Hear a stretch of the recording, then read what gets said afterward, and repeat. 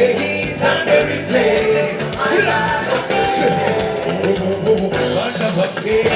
what food they you waste today? Not taking me. To be a boy, see, hey, man, to a day. What thing to take to say? I say, oh, music, oh, Kwani, oh, yes, oh, we're gonna pull up, oh, now. Pull up. Let's go. Time to replay. My God, on the replay. FTT, time to replay. My God, on the replay. Oh, Nana, time to replay. My God, make some music out of it. Good. My God, on the replay. Oh, never again. What would they you mess it today? Chicken day, to be a grand chick. Sing, hey, back to it.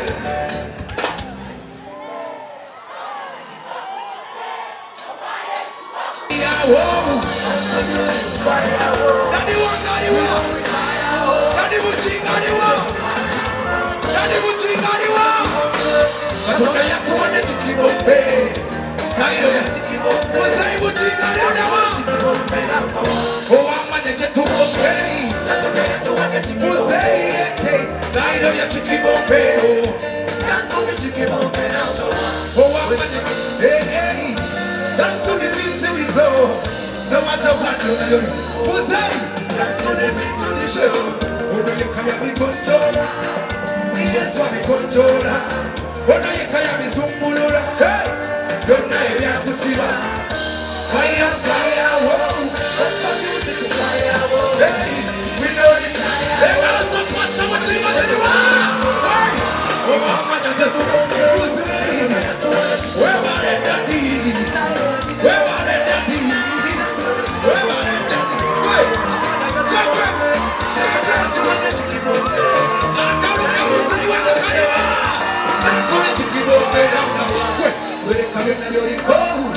that's when you beat in the floor. No matter what you do, you go. That's when you was I. Put it up. Go. Yes, I'm going to flow. Watch it. Lights up your candle. Number one. Every look you go to Korea. Number two. Nakayima ne kuimbira. Number three. Emekisa. Akaruka Yesu apasta muchigo kanima. Fire, whoa. What's my music? Fire. Was that you ever heard? Oh, yeah. Say, oh, I'm going to get to Bombay. Hey, style ya chicken Bombay. Put it up. That's the chicken Bombay number one. Be the just beautiful. We do for second time. No matter what, just a beautiful.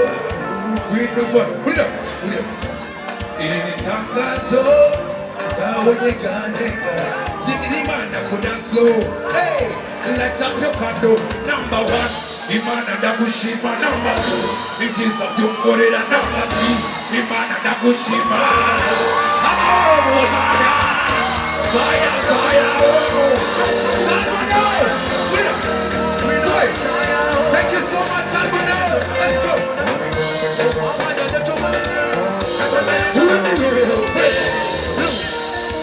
Manangi, nebaze mzee. Mzee yambereddewo nnyo. Amina. Ambereddewo kuva twava Lugogo. Nenebaza Katonda nti tatulekeredde tayambye nze nzekka. Naye atuweereddewo na pushinga music waffe. N'atusupportinga ne mu COVID yatusupportinga. Nawe abayimbye emmere. Mukama Katonda omulungi.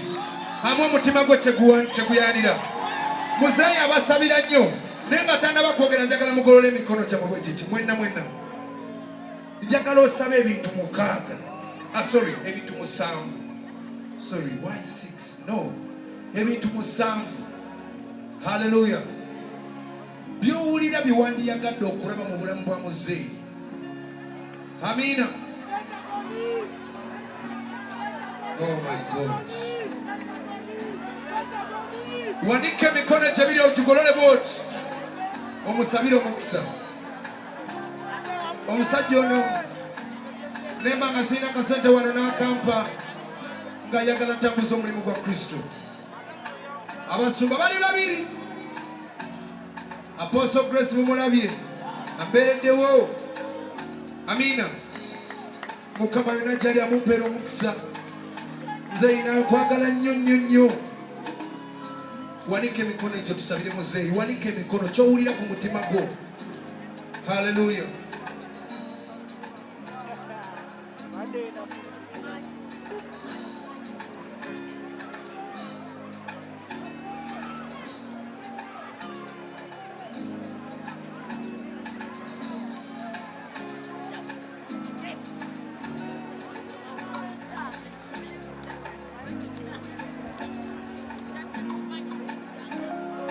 Pero ne tugamba nti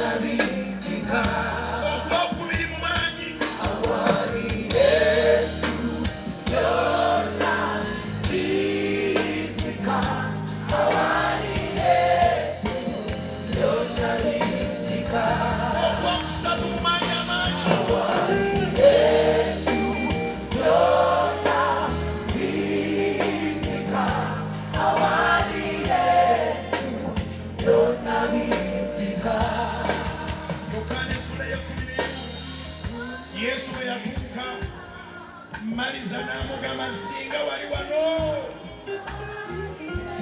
wano mwannyinaze tiyandifudde. Ne Yokaana 10:25 Yesu n'amugamba nti nze bulamu era nze kuzuukira, afiira mu nze era addamu n'abeera omulamu. Byonna biyinzika.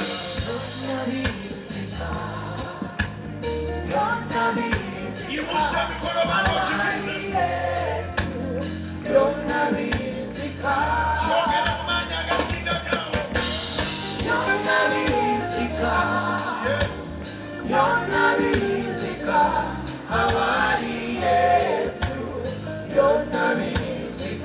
Kyogera mu maanyi agasinga gawo.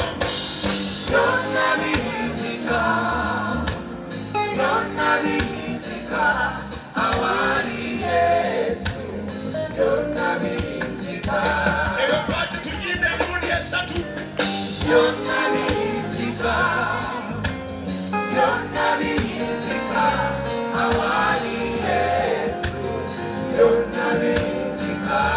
Ogwokubiri mu maanyi amangi.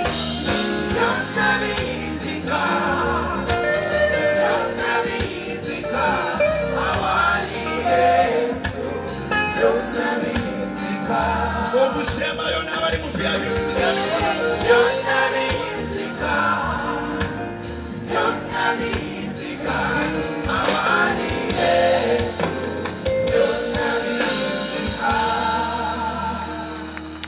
ku Monday mu house of prayer ne mu ggwanga lyonna abaana babakkiriza tugenda kulangirira ekisiibo kya Nnaku 21. Olwaliro wano wetuli eggwanga lino lirina obujulizi. Vice President wa Uganda Right Honorable Jessica Alupo ava kulangirira nti lockdown ye Mubende ne Kasanda evuddewo. Zikubira waggulu mu linnya lya Yesu olwekyo abadde asabira baganda baffe ab'e Mubende ab'e Kasanda zikubire Mukama yakikoze n'ekikyo agenda kukikola. Now listen, twafuna entiisa nga buli lwe tuwulira ekigambo 21 days ogamba Katonda wange 21 days nga zivugira mu mutima. Therefore 21 days nga zivugira mu mutima. Naye tugenda kusaba n'okusiba okuva ku Monday ennaku 21 zitandika nga 28 November tugende tuzitwale paka ng'ennaku z'omwezi 18 Desemba zigenda kubeera 21 naye buli kyoyagala Mukama agenda kikola. Tugenda kusabira mu lunyiriri oli mu kitabo kya Lubereberye Sura 50 olunyiriri lwa 20. Yusufu n'agamba baganda be nti mwakigenderera bugenderezi okunkola obubi, ne Mukama n'akigenderera bugenderezi okunkola obulungi. Pulaani z'omubi zonna zigenda kufa. Yimusa emikono gy'okusabire. Katonda wa Ibulayimu ne Isaaka ne Yakobo, mu maaso go mwe tuli, mu linnya erya Kitaffe n'Omwana n'Omwoyo Omutukuvu lye tukkiririza mu Trinity, nyimira mu mafuta ne mu maanyi ne mu buyinza obw'Omwoyo Omutukuvu okulangirira ekigambo nga bwakitadde ku mutima gwange wano we kisookedde okwogerwa mu konsati ya levixone nti Lubereberye Sura 50 olunyiriri olwa 20 buli baluganda kye bagenderera nga kibi wakikyusa ne kibeera eky'obulungi. Kwegayiridde abantu bano n'okuva ne mu bakyali mu mbuto, Sitaani alumba n'olubuto olwakagwamu. Buli lukwe lwa Setaani lwabadde akoledde omukyala ali olubuto, buli lukwe lwa Setaani lwabadde akoledde Nakawere, buli lukwe lwa Setaani lwabadde akoledde omwana omuto, buli lukwe lwa Setaani lwabadde akoledde omuwala, buli lukwe lwa Setaani lwabadde akoledde omulenzi, abavubuka bonna. Enkwe za Setaani zabadde akoledde abakyala, enkwe za Setaani zabadde akoledde abaami. Mu linnya lya Mukama waffe Yesu zife! Enkwe za Setaani zife! Buli pulaani ya Setaani efaafaagane ng'entunga eyiika. Lulimi Luganda Setaani akiwulidde, talina kyagenda kutuukiriza ku byabadde akwagaliza. Ennaku 2-3-4 ezisigaddeyo okufuluma Novemba, Katonda akuweeremu omukisa gwonna gw'obadde omiisinze. Muganda wange Grace Rega Apostle yasabidde kuwonyezebwa. Nze nsaba ekyamagero ky'olindiridde okumala emyaka naye nga tekijja, kati kiveeyo. Imusa emikono tusabe ku kyamagero kya sente. Sika sente mu linnya lya Yesu, sika sente mu dola, sika sente mu pounds, sika sente mu euros, sika sente millions and billions and trillions mu sente za Uganda. Twetaaga sente Mukama. Myaka 2 egiwedde titwafuna sente, era guno omwaka Mukama tusigazaayo ennaku ntono n'omwezi gwa Desemba. Naye nkwegayiridde buli ali mu kifo kino na buli ali ku Soloti TV live, abali ku Salt Media app emitala w'amayanja ne kuno, abali ku YouTube ya Salt n'abali ku Facebook ya Salt, bawe ku sente. Abasimbula ebigere ne bava wano tebagenda kukyala, tebagenda mu baluganda lwabwe, bagenda kunoonya sente. Abali e Buwarabu zibawe, abali e Bulaaya Europe yonna zibawe, abali mu Asia zibawe, abali mu Australia zibawe Mukama, abali mu USA zibawe, abali e Canada zibawe, abali mu Latin America zibawe, abali e South Africa zibawe, abali mu Southern Sub-Sahara zibawe, abali mu Eastern and Central zibawe, abali mu mawanga agatwetoolodde wano zibawe Mukama, abali mu West Africa, abali mu Africa yonna zibawe. Nsabira omuntu alina biiru naye ng'ogitunuliranga olina n'obulamu bukutamye ng'ogamba kati biiru eno ngenda gikola ntya. Nsaba Katonda akola ebyamagero. Eyasanga nga Laazaalo amaze ennaku 4 mu ttaka, Yokaana 11, n'abuuza gye baamuziika. Mu linnya lya Yesu oyo yamugamba mu lunyiriri olwa 43 nti Laazaalo vaayo. Nawe gy'obadde ogenda erinnya lya Yesu likuyiteyo.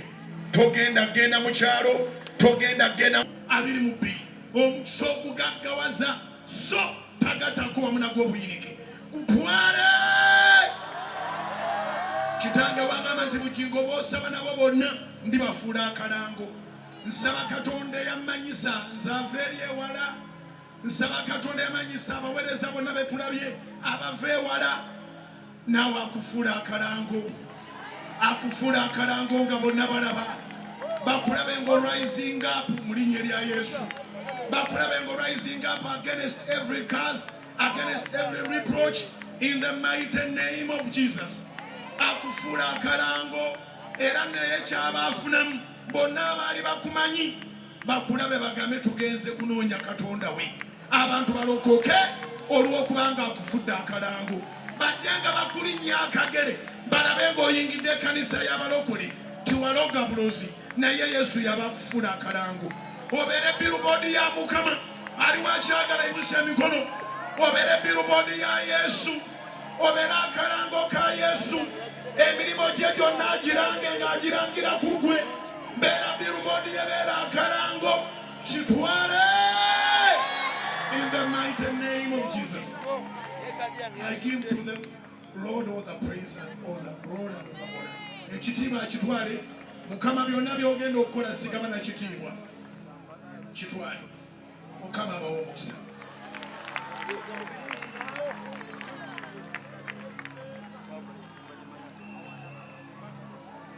Hallelujah. Tukubire Yesu Kristo engalo ez'amaanyi. Njagala bane tugatte engalo zaffe twebaze Salvador ansabiddeyo obudde. Tweyongereko obudde butono si kyekyo. Tukubire engalo ez'amaanyi Salvador wanange webale nnyo. Akubyeyo kasimu abasajja b'amaanyi ne banyongerayo kadde. Ladies and gentlemen, put your hands together for my brother from Marara, the king of Western Uganda, Reggie.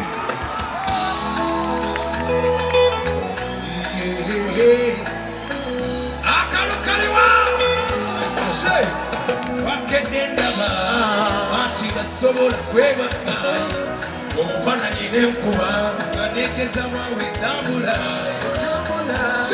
n'obulungi bwemanyi obulungi bw'ogonedde mu kaddaali n'obuteefu bw'olina mutima gwo okuve no mu musaayi obudinye shongola busimanyi muyimbiza ebaleruka baagala akatima n'ekkanja olitinetine bawimbeedi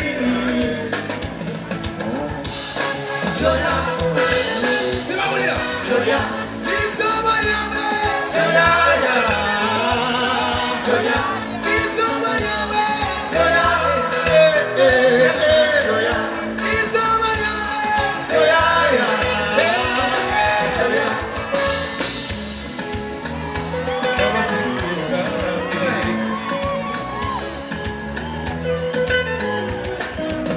gomanyarwa kunda n'omunda katora narugo muyimbira terizoba kuteekateekiwa katora narugo wawe ebyawe nibyo byanje niwe.